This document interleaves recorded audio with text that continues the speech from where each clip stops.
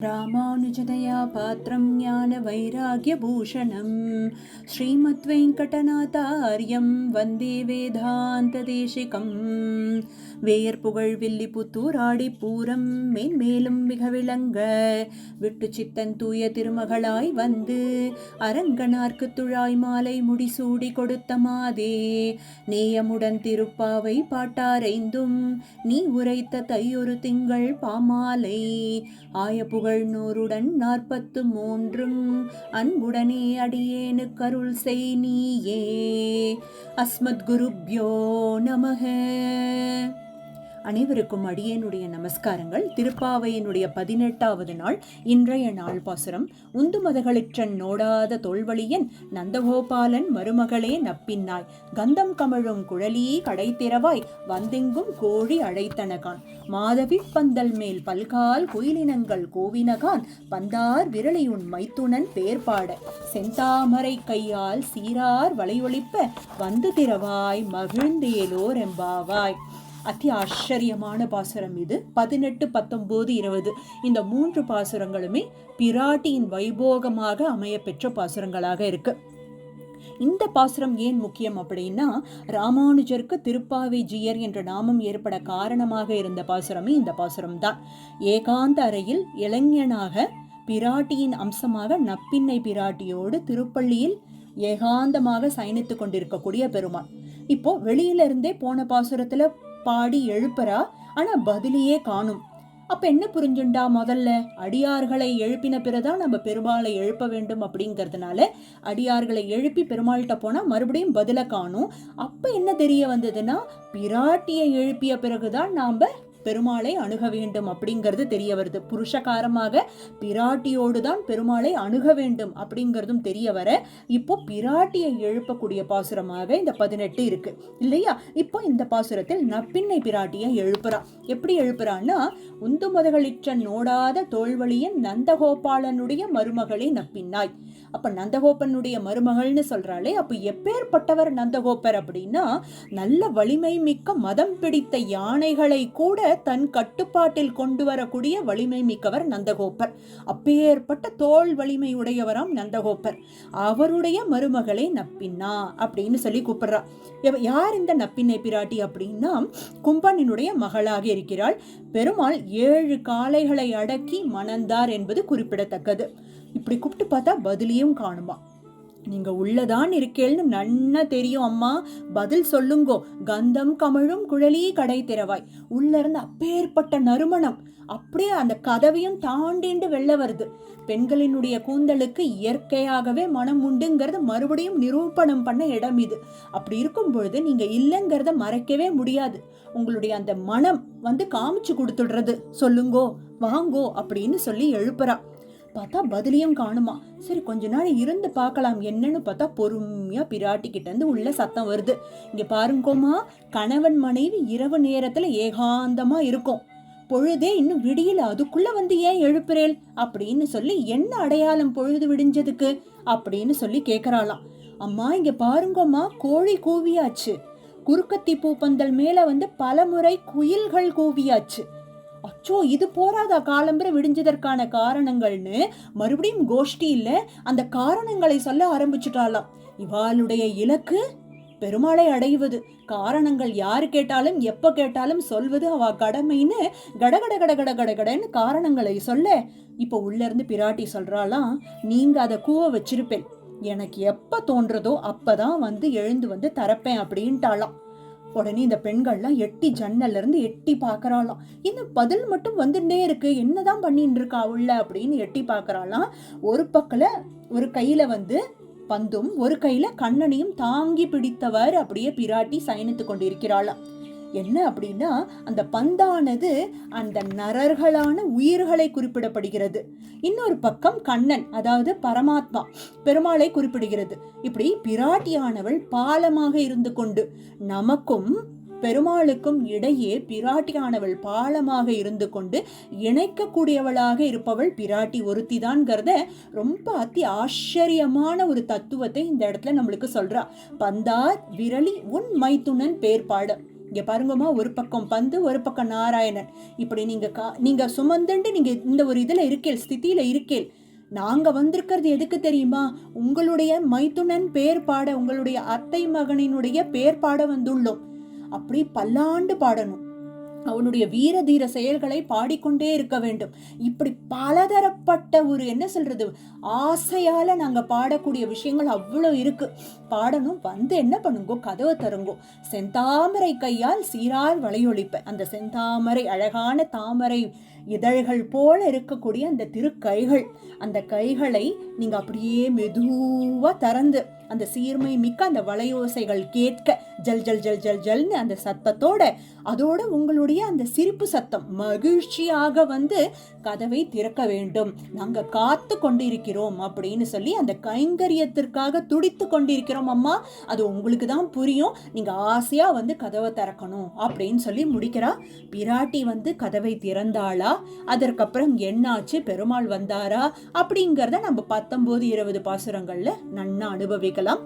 இந்த பாசுரத்திற்கான நாராயணிய தசகம் என்ன அப்படின்னு பார்க்கும் பொழுது 18, 19, 20 இது மூன்றுமே பிராட்டியினுடைய வைபோகமாக அமைய பெற்றிருக்கு அப்படின்னு நம்ம பார்த்தோம் இல்லையா. பெருமாள் வந்து அந்த கிருஷ்ணாவதாரம் எடுத்து 16,008 பெண்களை மணந்தான் அப்படிங்கிறது குறிப்பிடத்தக்கது. அப்பேற்பட்ட ஒரு கோலாகலமாக நடந்த திருக்கல்யாண வைபவங்கள் பெருமாளுக்கு. அப்போ நாம இன்னைக்கு அனுபவிக்க போறது ஜாம்பவதியோடும் சத்யபாமையோடையும் நடந்த 2 திருக்கல்யாண வைபவங்களை அனுபவிக்க போறோம். நாளைக்கு மறுநாளும் மற்ற கல்யாணங்கள் எல்லாத்தையும் நம்ம அனுபவிக்க போறோம். இன்னைக்கு 80வது தசகத்தில் குறிப்பிடப்பட்டுள்ள ஸ்யமந்தகோபாக்கியானம் அப்படின்னு சொல்லக்கூடிய அந்த ஸ்யமந்தக மணியினால் உருவான கதை ரொம்ப ரொம்ப சுவாரஸ்யமாக இருக்கக்கூடிய கதை. அந்த கதையை ஒட்டி வரக்கூடிய 2 திருக்கல்யாணங்கள், அந்த வைபவங்களையும் நம்ம சேர்ந்து அனுபவிக்க போறோம். இதை நம்ம கதையாகவே அனுபவிக்கலாம். பட்டதிரையிலும் இந்த 80வது தசகத்தை ஒவ்வொரு வரியும் ஒவ்வொரு கதையாக அந்த அந்த நடக்கக்கூடிய சம்பவங்கள் அனைத்தையும் அழகாக அப்படியே வரிசைப்படுத்திட்டே வந்து சொல்லிகிட்டே இருக்காரு. நம்ம இப்போ ஸ்லோகத்தை படிச்சுட்டு கதையை சொல்லி, ஸ்லோகத்தை படிச்சு கதையை சொன்னேன்னு வச்சுக்கோங்களேன், உங்களுக்கு கதை விட்டு போயிடும்.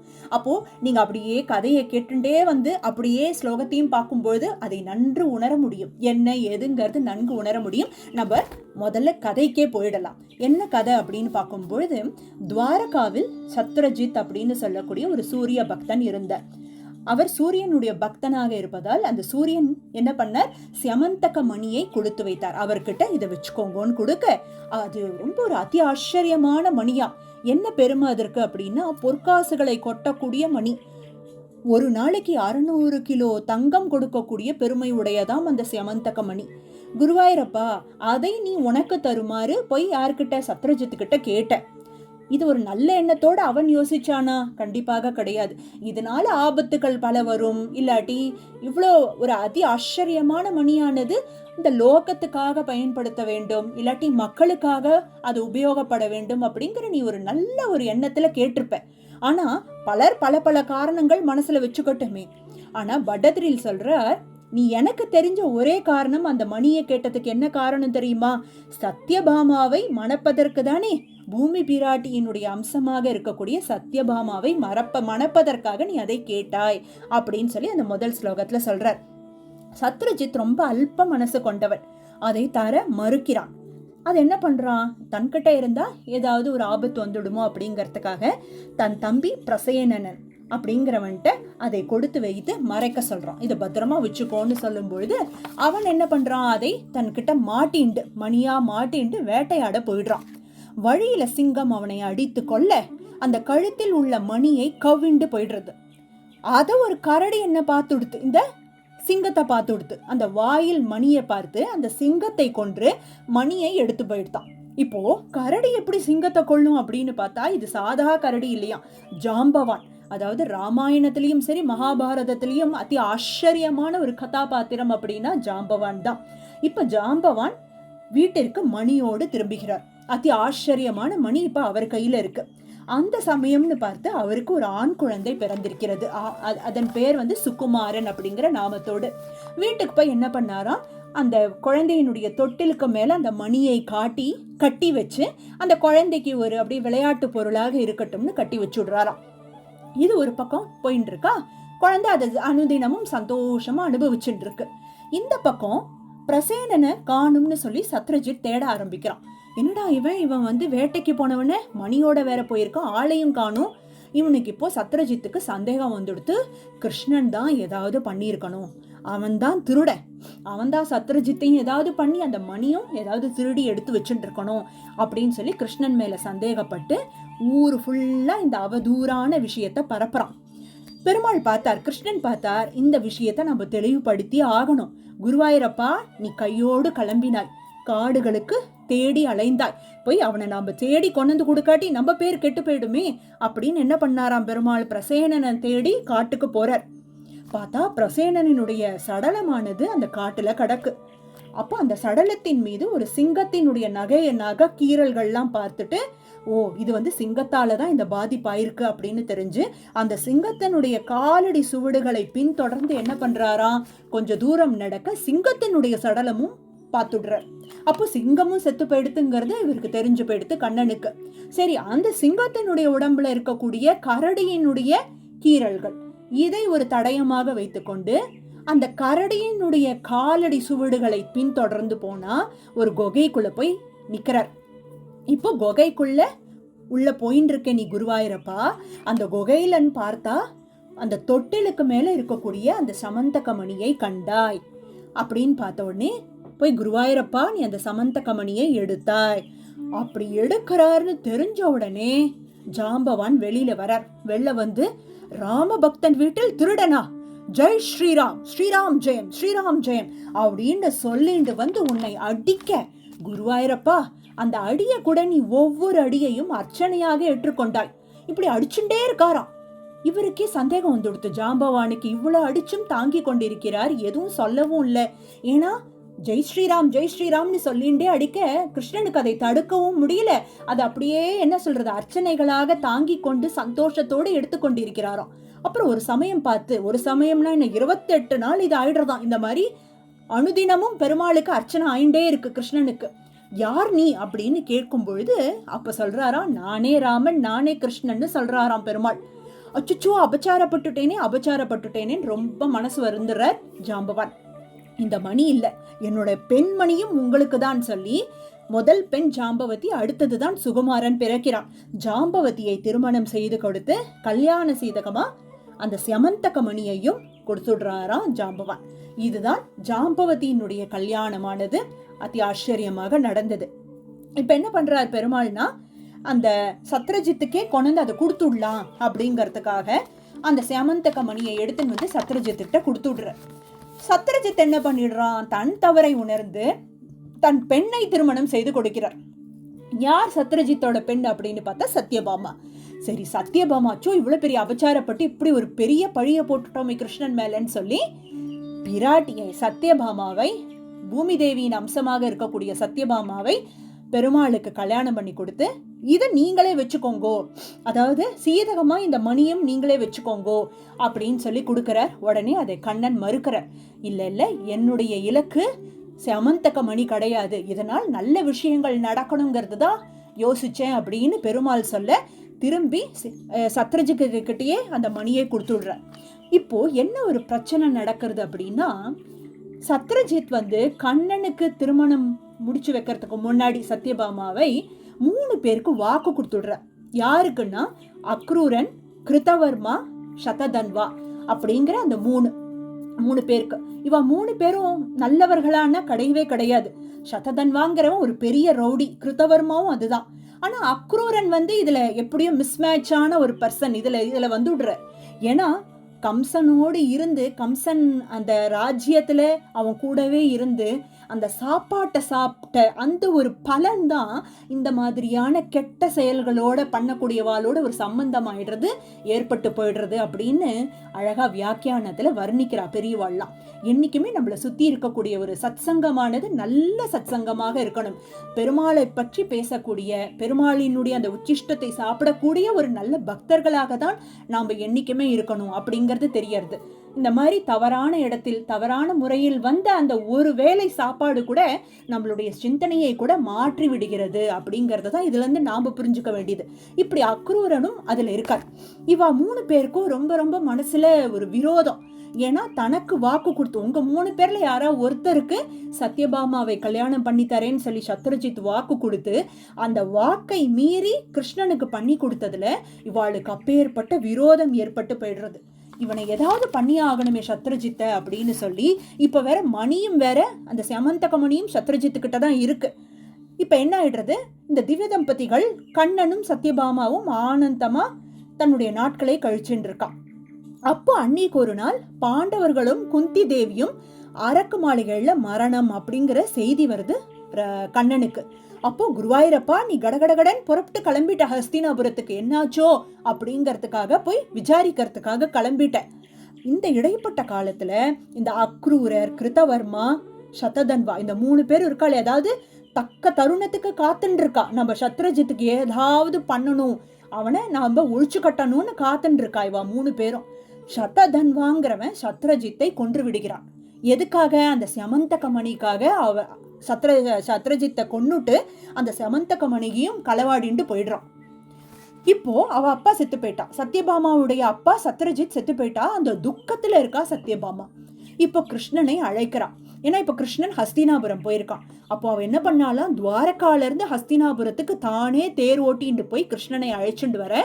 கிருஷ்ணன் வந்து என்ன நடந்தது ஏதுன்னு பாக்குறான். எதனால இப்படி ஆச்சு, யாரு கொன்னு இருப்பான்னு பாக்க அப்ப அவளுக்கு தெரியறது கொன்னு இருக்கிறது சததன்வா தான் கொலை செஞ்சிருக்கான்னு தெரிய வருது. அப்படி தெரிஞ்ச உடனே பெருமாள் அவனை துரத்திண்டு ஓடுற.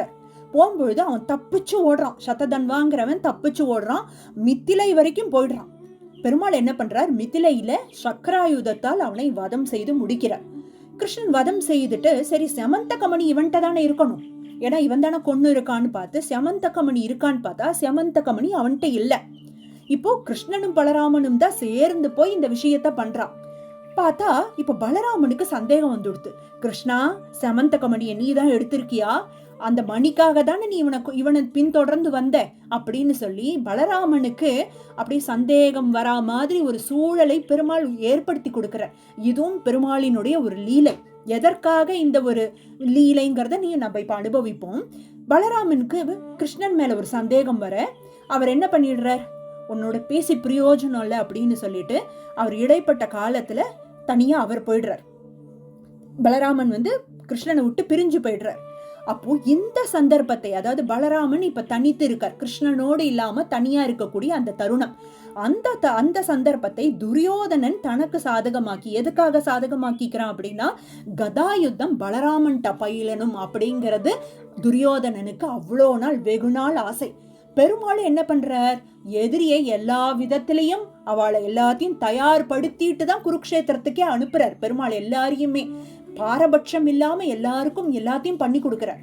சரி, இவனும் துரியோதனனும் கதாயுதம் கத்துண்டாதானே வர முடியும் குருக்ஷேத்திரத்துக்கு அப்படின்னு அதுக்காக பலராமனுக்கு ஒரு சந்தேகம் வரா மாதிரி ஒரு சூழலை ஏற்படுத்தி அவர் தனியா போறா மாதிரி போக விட்டு அந்த நேரத்தை துரியோதனன் பயன்படுத்தி கொண்டு அவன் கதாயுதம் பயின்று முடிக்கிறான். இதுதான் இதோட 8 ஸ்லோகங்கள் முடியறது. சரி, இப்ப மணி எங்க, இவன்ட்டையும் இல்லைன்னு தெரிஞ்சு போயிடுத்து, கண்ணனும் எடுத்து வைக்கல. அப்ப மணி யாருக்கிட்ட இருக்கு அப்படின்னா, மணியானது சததன்வா என்ன பண்ணிருக்கான், அக்ரூர்கிட்ட கொடுத்து வச்சிருக்கான். இத நீங்க வச்சுக்கோங்கன்னு சொல்லிட்டு அவன் வச்சிருக்கான். இது கண்ணனுக்கு இந்த விஷயம் நன்னா தெரியும். ஆனா இந்த இடைப்பட்ட காலம் மணி எங்கன்னு தெரிஞ்சுடுத்துனா அவவா எல்லாரும் சேர்ந்து கூடிடுவாளேங்கிறதுக்காக கொஞ்ச நாள் அமைதியாவே இருந்தானாம் கண்ணன். சரி, அக்ரூரரும் இந்த மணியை வச்சுட்டு, இந்த கையில வச்சுட்டு இருக்கக்கூடிய அந்த செமந்தக மணியை வச்சுட்டு செல்வம்லாம் நிறைய கிடைக்கட்டும், ஏன்னா அவர் நிறைய வேத யாக வேள்விகள்லாம் நிறைய பண்ணிட்டு இருக்காராம், நல்ல விஷயங்கள்ல தான் ஈடுபட்டு இருக்கார். சேரக்கூடிய சேர்க்கை சரியில்லைனாலும் பண்ணக்கூடிய விஷயங்கள் நல்ல விஷயமா தான் இருக்கு. அவருக்கு குற்றமுள்ள நெஞ்சு குறுகுறுக்கும் இல்லையா, அவர் என்ன பண்றாராம், துவாரகால இருந்து காசிக்கு போயிடுறாராம் அக்ரூரர். இந்த மணியை செமந்தக மணியை எடுத்துட்டு போயிடுறாராம். அங்க போய் இதே மாதிரி யாகங்கள் வேள்விகள் அப்படின்னு சொல்லி நல்ல சத்துவ விஷயங்கள்ல மனசு செலுத்திண்டு அந்த பணத்தையும் செலவு பண்ணிட்டு அந்த செமந்தக மணியையும் உபயோகப்படுத்திட்டு அப்படியே இருந்துட்டு வர துரியோதனன் இவர்கிட்ட பலராமன் கிட்ட வித்தையை கத்து முடிக்கிறான். அவரும் வேதம் யாகங்கள் இது எல்லாத்தையும் ஓரளவுக்கு நன்னா பண்ணி முடிச்ச உடனே 11வது ஸ்லோகத்துல காசிக்கு போன அக்ரூரர் ஒரு பக்கம், பலராமன்ட்ட கதாயுதம் படிக்க போன துரியோதனன் ஒரு பக்கம், இவா 2 பேரையும் சபைக்கு அழைக்கிறார் கிருஷ்ணன். அழைச்சு அக்ரூர்கிட்ட ஒரு வார்த்தை பேசலையா, மணி எடுத்து வெளில வைக்கிறேலா அப்படின்னு சொல்லி காமி அப்படின்னு கேட்ட உடனே தன் தவறை ஒப்புக்கொண்டு அக்ரூரர் எடுத்து காமிச்சாராம். அப்போ பெருமாள் சொன்னாராம், நீங்க நல்ல விஷயத்துக்கு உபயோகப்படுத்தினதுனால்தான் நான் அமைதியா இருந்தேன். ஆனா என் மேல ஒரு பலராமனுக்கு ஒரு எண்ணம் இருக்கு, அதை நான் வைத்திருப்பதாக, அது ஊரறிய அனைவரும் அறிய வேண்டும் அப்படிங்கிறதுக்காக தான் நான் உங்களை காமிக்க சொன்னேன். இந்த மணியை நீங்களே வச்சுக்கோங்கன்னு சொல்லி அக்ரூரர்கிட்டயே அந்த மணியை கொடுத்து வைத்தானாம் பெருமாள். எதற்காக அக்ரூரர்கிட்ட கொடுத்தாருன்னா, அந்த அந்த சமந்தக மணியானது நல்ல ஒரு விஷயத்துக்கு உபயோகிக்கப்படும் அப்படிங்கிற ஒரு நம்பிக்கையில அவர்கிட்டயே கொடுத்து வச்சானாம். இப்போ சத்ரஜிக்கிட்ட இருந்து ஆரம்பிச்சு சிங்கத்துக்கு போச்சு, கரடிக்கு போச்சு, அப்படி மாறி மாறி மாறி பல கைகள் பல இடங்கள் போய் பல பேர் மாண்டும் போய் கடைசியில் அக்ரூரர் கையில வந்து அக்ரூரர் அதை நல்ல விஷயத்தில் பயன்படுத்தி கொண்டிருக்கிறார் அப்படிங்கிற ஒரு நம்பிக்கையோடு கிருஷ்ணன் கொடுத்தான். இப்போ இந்த மணியினுடைய விளையாட்டுல நடந்த 2 சம்பவங்கள், 2 வைபோகங்கள் என்னன்னு பார்த்தா, ஜாம்பவதியோடும் சத்யபாமாவோடும் பெருமாளுக்கு நடந்த கோலாகலமான ஒரு திருக்கல்யாண வைபவங்கள் அப்படிங்கிறத தான் நாம் இன்னைக்கு இந்த 80வது தசகத்தை கொண்டு நாம் இன்னைக்கு அனுபவிச்சோம். நாளைக்கு ருக்மிணி கல்யாணத்தை அனுபவிப்போம். அதற்கு மறுநாள் 16,000 கல்யாணங்கள் பெருமாள் பண்ணிண்ட, கிருஷ்ணாவதாரத்தில் பண்ணிண்ட மற்ற கல்யாணங்களையும் நம்ம சேர்ந்து அனுபவிப்போம். அஸ்மத் குருப்யோ நமக. ஆண்டாள் திருவடிகளே சரணம். சீரார் தூப்புல் திருவேங்கடமுடையான் திருவடிகளே சரணம்.